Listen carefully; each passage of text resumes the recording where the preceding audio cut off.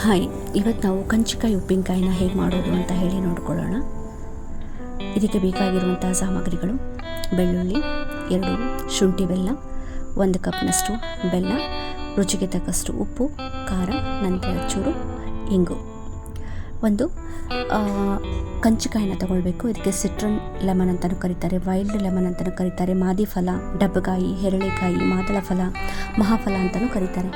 ಇದನ್ನು ನಾವು ಬಟ್ಟೆಯಿಂದ ಒರೆಸ್ಕೊಂಡು ಅದರ ನಡುವೆ ಇರುವಂತಹ ಪಾಟನ್ನು ತೆಗೆದು ಅದರಲ್ಲಿರುವಂಥ ಎಲ್ಲ ಬೀಜಗಳನ್ನು ತೆಗೆದಿಟ್ಕೊಂಡು ಇದನ್ನು ಈ ರೀತಿಯಾಗಿ ಚಿಕ್ಕ ಚಿಕ್ಕದಾಗಿ ಕಟ್ ಮಾಡ್ಕೊಳ್ಬೇಕು. ಇದರ ನಾವು ತೊಗೊಂಡಿರುವಂಥ ಒಂದು ಕಂಚಿಕಾಯ್ದ ಒಂದು ಕಲರನ್ನು ನಾವು ಅಬ್ಸರ್ವ್ ಮಾಡ್ಕೊಳ್ಬೇಕು. ಯಾಕಂದರೆ ಇದನ್ನು ನಾವು ಸ್ಟೀಮ್ ಮಾಡಿದಾಗ ಇದ್ರ ಕಲರ್ ಫೇಡ್ ಆಗುತ್ತೆ. ಅದನ್ನು ಅಬ್ಸರ್ವ್ ಮಾಡ್ಕೊಳ್ಬೇಕಾಗಿರೋದು ಮೇನ್ ಇಂಪಾರ್ಟೆಂಟ್ ವರ್ಕ್ ನಮ್ಮದು.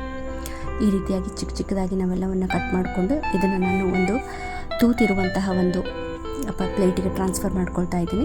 ಅದನ್ನು ಒಂದು ಪಾತ್ರೆ ಮೇಲಿಟ್ಟಿದ್ದೀನಿ. ಆ ಪಾತ್ರೆ ಒಳಗಡೆ ನೀರಿದೆ, ಅದನ್ನ ಸ್ಟೀಮ್ ಮಾಡಲಿಕ್ಕೆ ಬಿಡ್ತೀನಿ. ಸುಮಾರು 15 ನಿಮಿಷಗಳ ಕಾಲ ಸ್ಟೀಮ್ ಮಾಡ್ತೀನಿ. ಆವಾಗ ಅದರ ಮೇಲಿರುವಂಥ ಕಲರ್ ಚೇಂಜ್ ಆಯಿತು ನೋಡಿ. ಮುಂಚೆ ಯಾವ ಕಲರ್ ಇತ್ತು ಅಂತಂದರೆ ಈ ಕಲರ್ ಇರ್ತದೆ. ಆ ರೀತಿ ಅದನ್ನ ಅಬ್ಸರ್ವ್ ಮಾಡ್ಕೊಂಡ್ಮೇಲೆ ಅದನ್ನ ತಣ್ಣಗಾಗ್ಲಿಕ್ಕೆ ಬಿಡಬೇಕು.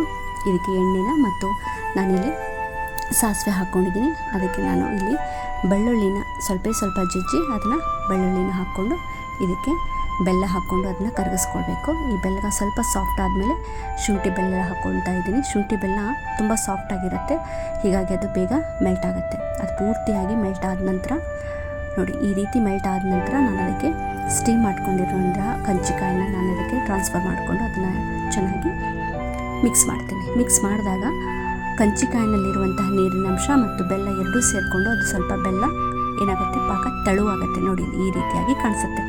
ನಂತರ ಇದನ್ನು ಇನ್ನೊಂದು ಸ್ವಲ್ಪ ನಾವು ಅದನ್ನು ಕುದಿಸ್ಕೊಳ್ಬೇಕು. ಆವಾಗ ಅದಕ್ಕೆ ಉಪ್ಪು, ಖಾರ, ಸ್ವಲ್ಪ ಅರಿಶಿನವನ್ನು ಸಹ ನಾನು ಇಲ್ಲಿ ಹಾಕ್ಕೊಳ್ತಾ ಇದ್ದೀನಿ.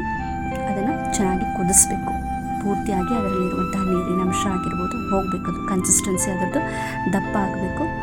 ನೀರೆಲ್ಲ ಹೋದ ನಂತರ ಅದನ್ನು ತಣ್ಣಗಾಗ್ಲಿಕ್ಕೆ ಬಿಡಬೇಕು. ಈ ಕಡೆ ಜಾರ್ಗೆ ಕರಿ ಮತ್ತು ಬಿಳಿ ಸಾಸಿವೆನ ಪುಡಿ ಮಾಡಿ ಇಟ್ಕೊಳ್ತಾ ಇದ್ದೀನಿ. ಅದರ ಜೊತೆಗೆ 1 ಚಮಚದಷ್ಟು ಮೆಂತ್ಯ ಪುಡಿನೂ ಸಹ ನಾನು ತೊಗೊಳ್ತಾ ಇದ್ದೀನಿ.